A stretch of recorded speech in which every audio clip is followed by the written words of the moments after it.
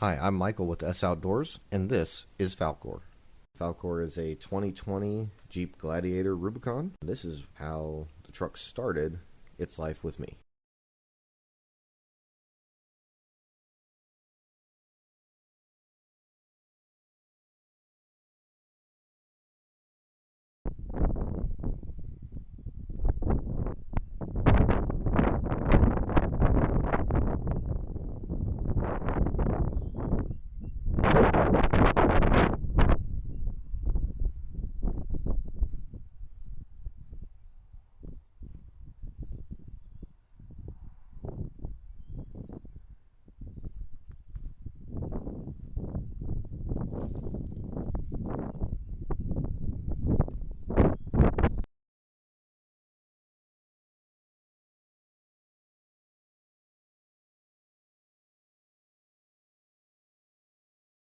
I am running the Clayton 2.5-inch lift, the Overland Plus lift, not the premium lift.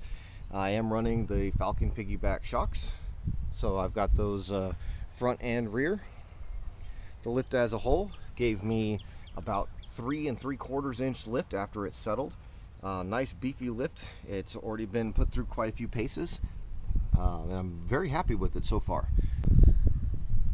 Now with this Clayton lift, I did go with the heavy duty springs for the weight of the camper on the back of the truck. I will overlay a picture here so you can see the difference between the Rubicon springs with an airbag and the Clayton springs. Alright, for the front I have the Rock Jocks steering upgrades on this. I do like how beefy it is. I do have the Falcon steering damper, which does change the way the vehicle drives. It's took a little bit of getting used to, but I do really like the way the Jeep handles now.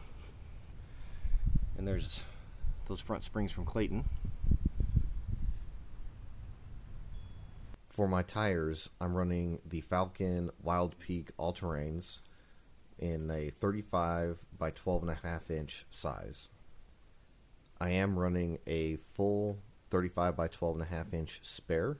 It is not a Falcon Wild Peak, but since it's a spare, I don't care as long as it's the same size.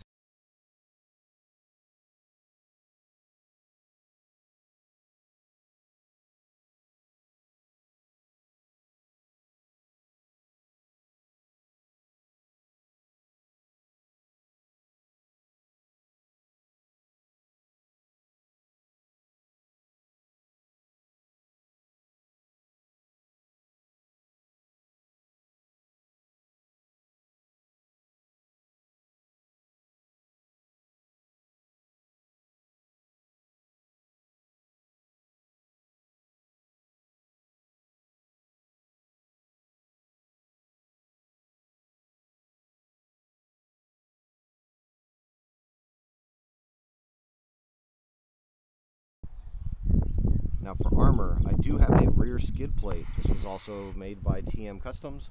This goes right into the hitch. This thing has held the truck up numerous times, allowed me to slide across all kinds of things, especially with the Gladiator having such a wide load on the end.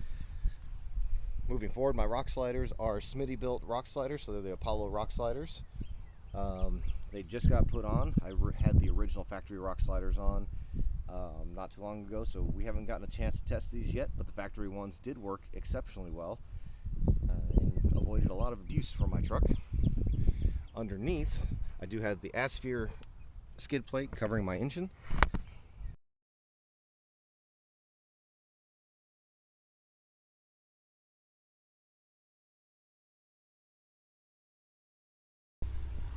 So for the front, I am running a Striker bumper by Smitty Built with a Yankum groove fair lead metalless system on my open road 12,000 pound winch. So far the winch has been used quite a few times. It's been very good. The groove fair lead has been wonderful. I love not having any metal bits when I'm winching or anything like that.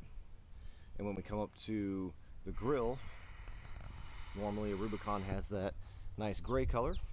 Mine has been painted black by my friends at Ozark Bodyworks. They did a really good job of just making that nice black finish inside there, so it does stand out with the black and white that I'm going for on the truck.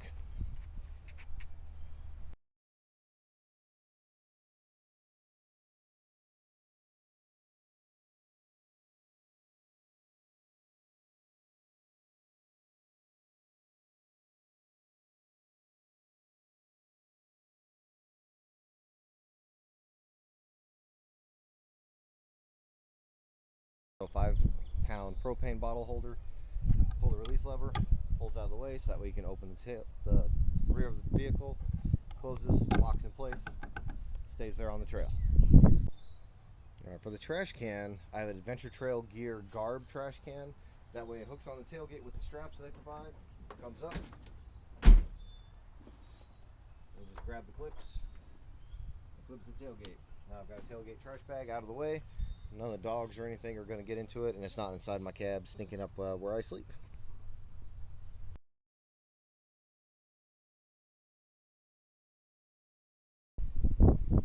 The camper is made to be very easy to open. I've got gladiator hood latches in 4 spots at the rear of the camper that have to be unlatched, and I use a pull-down strap so I'm not pulling on the fabric when I need to close the camper. Typically, I would have the tailgate open to make this a little easier, but for demonstration purposes, I'm just standing on the rear skid.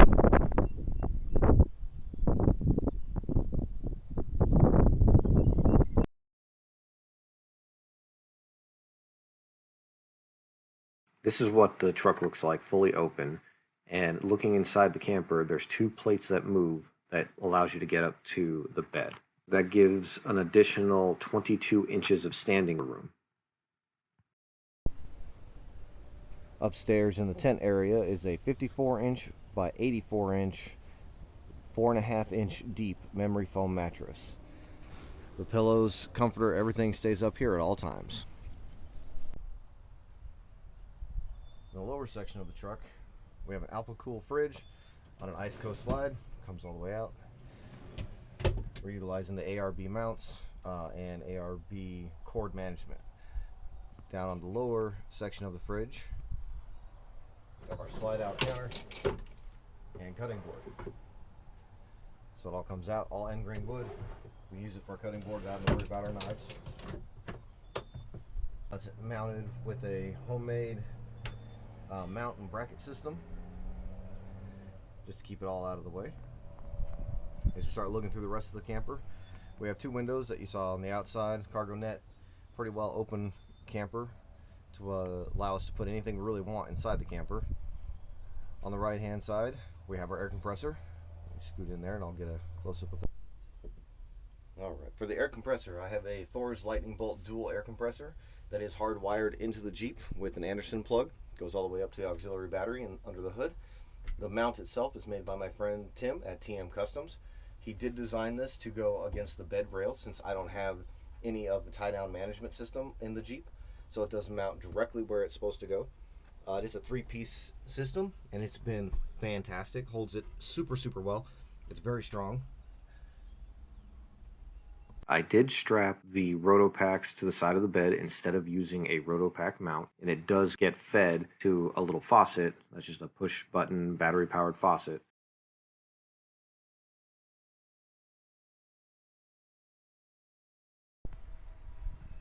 Alright, let's get her closed.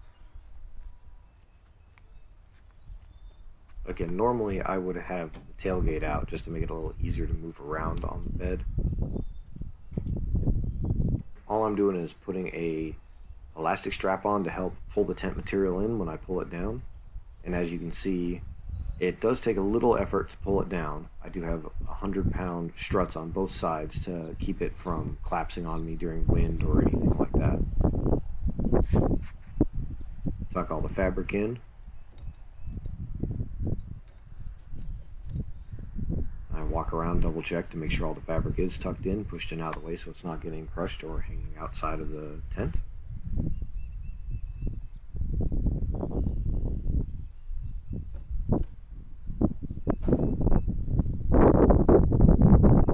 And I can utilize my side steps, my tires, everything else to make sure that everything is tucked in so it's really easy for me to see. And then it's just latch the 4 latches to secure everything down. If it's not evident enough by the video, I'm not in a rush or a hurry to close this tent. I'm taking my time, doing what I would normally do in any camping situation to close this down.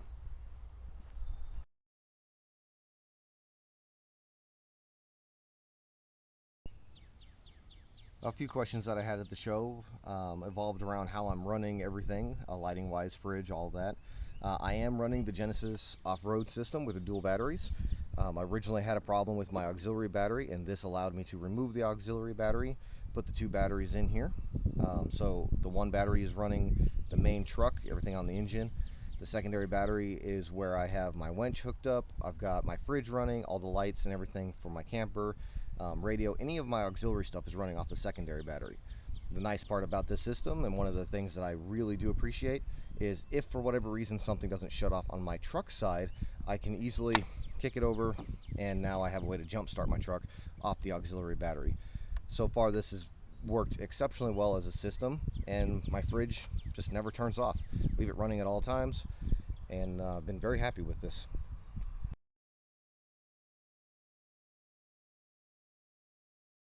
We're using the Genesis dual battery system along with the Amphib by Rugged Ridge for the snorkel, and as you can see, it is a very tight fit to actually get both of them in. Slight modification had to be made to the wiring, and to get to the connector button is really a nuisance, but it does fit.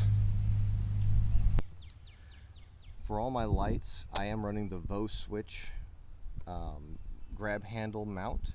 So there's the main controller. I have it mounted on the opposite side of the truck because I do have the dual battery system, so it wouldn't fit. We do have all the side lights, and the Midland radio is connected.